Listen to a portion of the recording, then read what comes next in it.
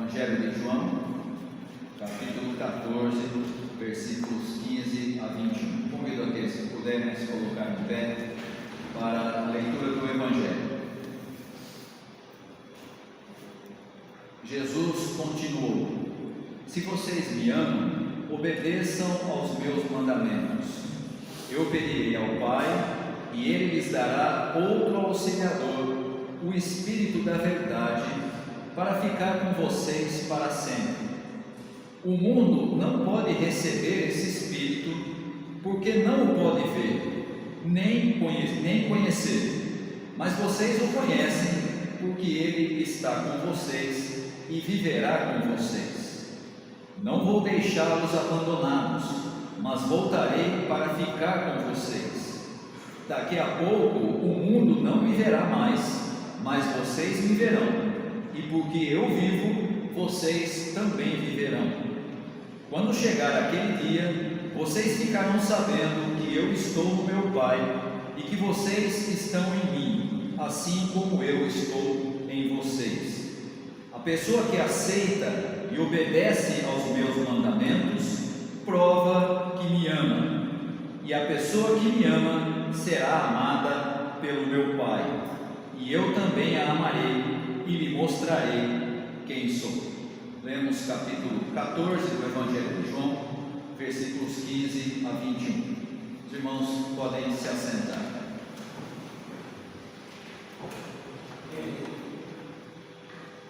Nós estamos, nessa altura do Evangelho de João, chegando ao trajeto final, ao período final da missão de Jesus.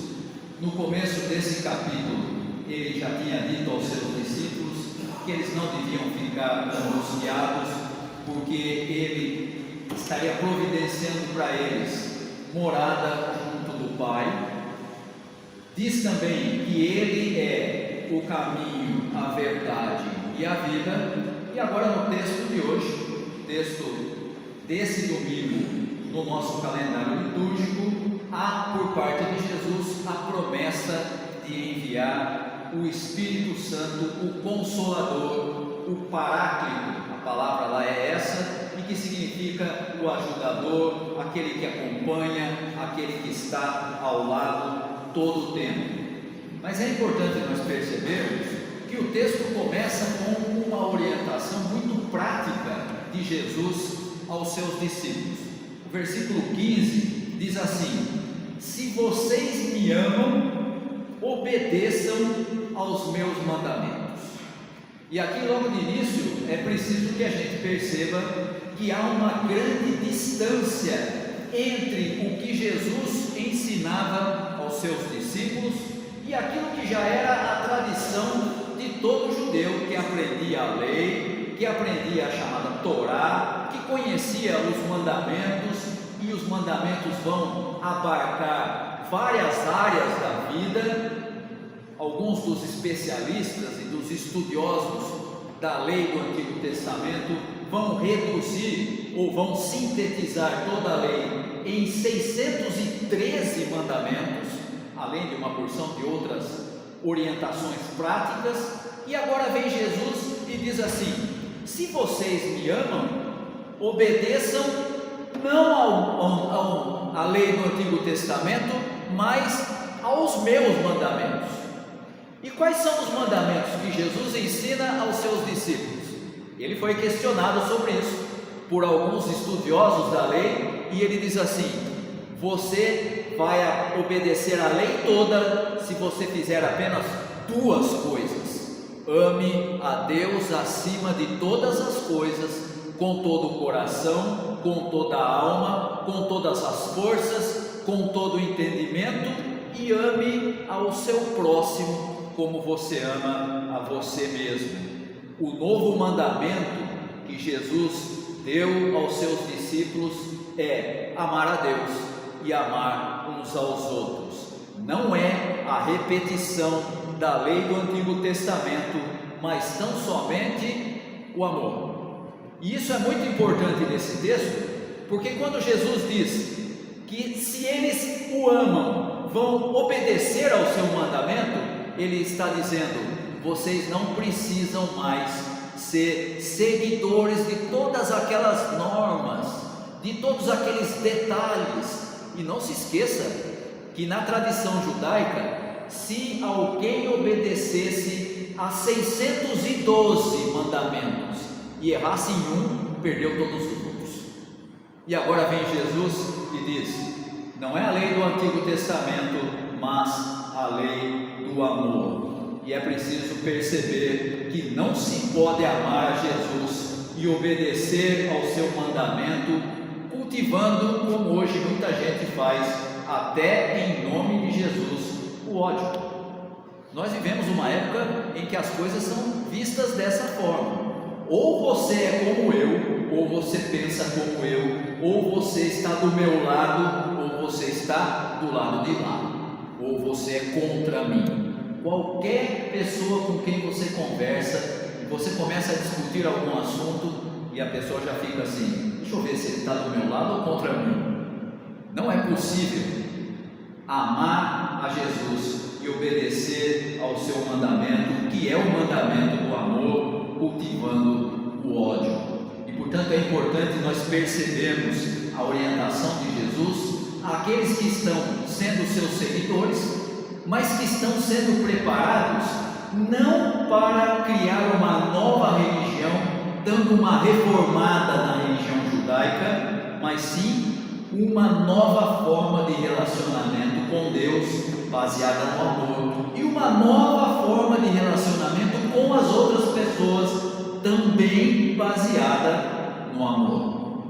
Essa é a mensagem de Jesus, e a gente sempre esquece dela e volta à prática de uma porção de regras, de uma porção de coisas que as igrejas colocam como necessárias, e esquecemos de obedecer aquele que é o principal mandamento ensinado por Jesus. Mas o texto segue, e Jesus então diz aos seus discípulos que ele ia pedir ao Pai o Paráclito, o Auxiliador. Nas traduções mais antigas vinha escrito o Consolador. É importante percebermos aqui que a missão de Jesus está se acabando, ele já está praticamente rumo a Jerusalém e rumo à cruz, que é o seu destino, mas ele não deixa os seus seguidores desamparados. Ele vai estar com eles por meio da presença do Espírito Santo. E essa promessa de Jesus, dizendo que oraria a Deus, pedindo para que ele enviasse o Consolador, é na prática a confirmação de que ele, Jesus, é o Emanuel. O que é o Emanuel? O Deus convosco. Ele foi esperado dessa forma, essa era a expectativa do Messias, Deus que habitasse entre nós, não acima de nós, né, acima de todos, mas entre nós. E agora ele diz: eu não vou deixar vocês desamparados, vou pedir ao Pai e ele vai mandar o Espírito e eu vou continuar entre vocês. É o Emanuel em sua essência. Mas é interessante a gente perceber que, ao mesmo tempo, Jesus diz que o Espírito Santo não é para todos. E aí fica estranho, não é? Mas espera aí, a mensagem do Evangelho não é para todo ser humano? Sim, é. Mas o Espírito está com quem? Ele está com aqueles que conhecem a Jesus. Por isso ele diz: o mundo não conhece o Espírito da verdade. Jesus havia dito, na primeira parte desse capítulo, que ele é a verdade. E o Espírito da verdade é aquele que revela o Filho. E é interessante porque hoje se fala tanto a respeito de Jesus, a respeito da salvação, a respeito do Evangelho, mas as pessoas continuam não conhecendo e não reconhecendo o Espírito da verdade, porque para isso é preciso conhecê-lo por meio da fé. E aqui o que Jesus está deixando claro é que não há outra forma de relacionamento com Deus senão por meio da fé, que também é dom de Deus. também é Ele quem nos dá. O mundo continua não crendo e por isso não reconhece nem Jesus e nem o Espírito Santo. A gente poderia aqui fazer uma comparação com aqueles que têm os olhos vendados. Está ali, mas ele não consegue ver. Essa é a realidade da sociedade que nós vivemos. E infelizmente às vezes isso também acontece na igreja. Nós nos habituamos com as normas da igreja e paramos de ver e de olhar para aquele que é de fato o que nos traz a verdade, em vez de obedecermos ao seu mandamento, que é amar a Deus e amar ao próximo. A gente começa a cumprir um monte de buchiganga que as igrejas colocam como sendo obrigatório para que você seja abençoado por Deus, e deixamos das coisas básicas, deixamos de ver e de perceber a presença do Espírito da verdade. Mas ele diz: com vocês não é assim. O mundo não conhece o Espírito da verdade, mas vocês conhecem o Espírito, porque Ele está com vocês e vive em vocês. E essa promessa que aparece aqui, depois vai se cumprir de maneira bem clara, lá no capítulo 2 de Atos, quando o Espírito é derramado sobre aqueles que eram seguidores de Jesus, e eles então agora começam a proclamar a mensagem da salvação em Jesus Cristo. Não estavam sós, não estavam abandonados por Jesus, mas tinham agora a presença do Espírito em suas vidas. O apóstolo Paulo usa uma expressão que eu acho muito bonita. Ele diz que quando nós convivemos com Deus, quando o Espírito está conosco, Ele vai criando em nós a mente de Cristo, ou seja, a nossa maneira de pensar, a nossa mente vai sendo transformada e nós vamos deixando de ser aquilo que nós éramos e começamos a pensar mais parecido com Cristo. E essa atitude que é apresentada como sendo uma ação do Espírito Santo mostra que não só o Espírito revela a Deus, mas quando nós temos essa comunhão com Deus, Ele fala conosco, nós entendemos aquilo que Ele quer de nós. Por isso Paulo vai dizer em uma das suas cartas que nós precisamos ter cuidado para não entristecer o Espírito. E depois em outra ele diz: cuidado para não apagar o Espírito. E ainda numa outra ele diz: cuidado para não extinguir o Espírito. O sujeito vai ficando, não só, agora ele enxerga, porque ele conhece a Cristo, mas ele vai ficando habituado com coisas que não combinam com a vida no reino, e ele começa a não ouvir mais aquilo que o Espírito diz. Por isso Paulo vai dizer: tome cuidado, porque pode ser que você comece a andar em caminhos que não combinam com Deus, e daqui a pouco você já não tem mais a sensibilidade para ouvir o que o Espírito tem para te dizer. Não vá se esquecer que o próprio Jesus, ele vai dizer isso na sequência desse mesmo texto, ele vai dizer que o Espírito ia lembrar os seus seguidores de tudo o que ele tinha ensinado.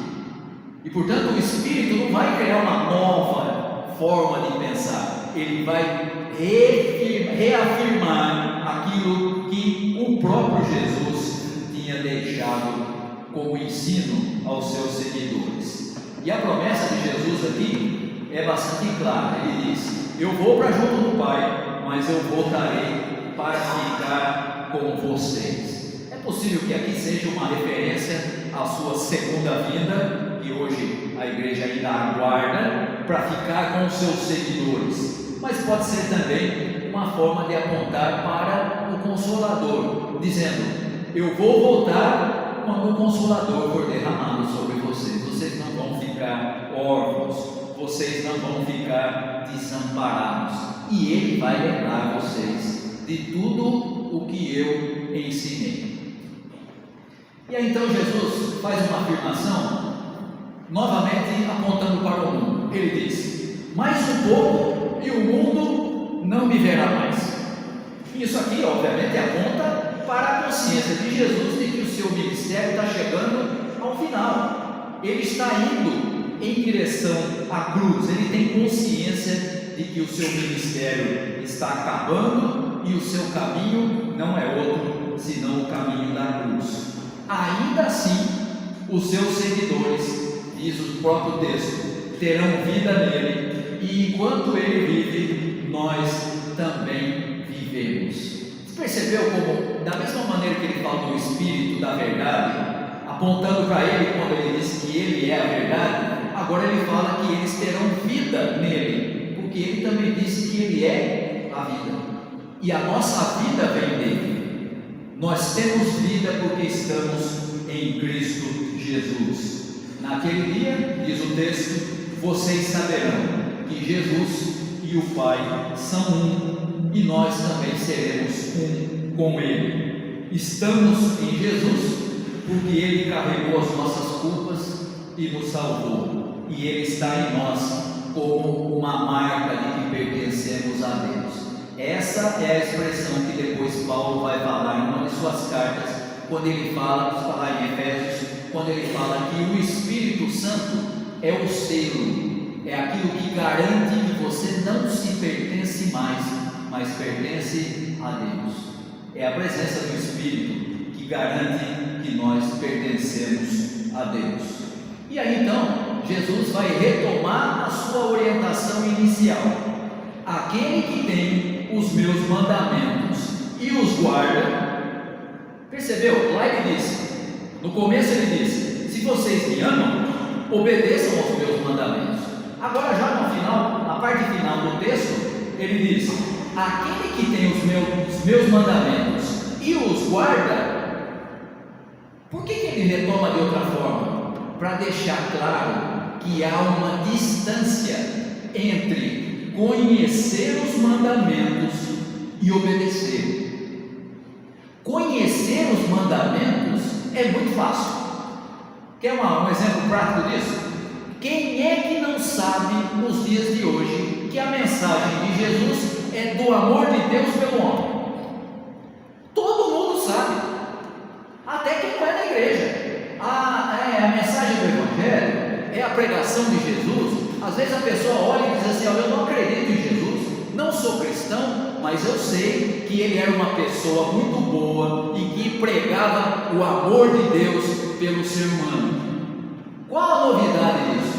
Para a maioria das pessoas não há novidade nenhuma, mas Jesus diz o seguinte, aquele que tem os mandamentos e os guarda, ou seja, não adianta só conhecer os mandamentos, isso não é suficiente, é preciso obedecer, é preciso amar a Deus e amar ao próximo. Essa é a evidência do amor a Jesus. Então aquilo que ele disse no começo, se vocês me amam, obedeçam aos meus mandamentos, agora ele diz, se você obedecer, aí você está provando na prática que você é meu seguidor e me ama. É interessante como a gente, quando fala a respeito de amar a Jesus, de amar a Deus, a gente tem até cântico que fala isso, né? Ah, eu amo a Cristo. Sim, eu amo a Cristo, porque Ele morreu por mim. Ah, que bonito, e canta a música. Aí vem Jesus e diz, então, se você ama de fato a mim, você precisa colocar em prática aquilo que eu ensinei. E não venha com a desculpa de que você não sabe, porque se você foi alcançado pela mensagem do Evangelho, o Espírito Santo habita em você e Ele vai te lembrar daquilo que Ele ensinou. Já percebeu que quando a gente vai fazer alguma escolha de algum assunto importante, parece que tem alguma coisa dizendo na nossa cabeça, não vai por aí? Que normalmente a gente chama hoje de consciência, né? Para aquele que é seguidor de Jesus, consciência significa a presença do Espírito Santo que vai guiando os seguidores de Jesus para o caminho que Ele quer que a gente siga.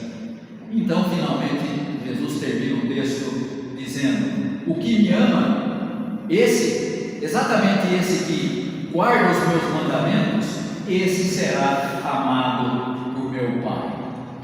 É o que a gente chama de reciprocidade do amor. Quem ama a Jesus e põe o seu mandamento em prática, é amado por Deus e o próprio Jesus se revela a ele. Essa atitude deve nos levar a uma atitude de adoração, sobretudo pelo reconhecimento de que nós não temos méritos para conhecer nem ao Filho e nem ao Pai. Ou seja, nós fomos alcançados pela mensagem do Evangelho, apesar de quem somos, apesar de sermos pecadores e apesar de não sermos obedientes. E aí então podemos olhar para a afirmação de Jesus, perguntando a cada um de nós nessa manhã: se você me ama, obedeça ao meu mandamento. Você sabe qual é? Não é aquele 613 do Antigo Testamento, mas ame a Deus acima de todas as coisas e ame ao seu próximo como a si mesmo. Se você fizer isso, como ele disse ao jovem rico, você viverá. Eu estarei com vocês e vocês estarão sendo sempre guiados pelo Espírito que conduzirá vocês pelos meus caminhos. Que Deus possa abençoar os irmãos e as irmãs e que nós possamos dizer diante de Deus: Senhor, não tenho lá muita capacidade, não sou tão obediente, mas por favor me ajude para que eu possa obedecer ao mandamento que o Senhor nos deu, que eu possa ser sensível a ouvir a voz do Teu Espírito. Que Deus nos abençoe. Amém.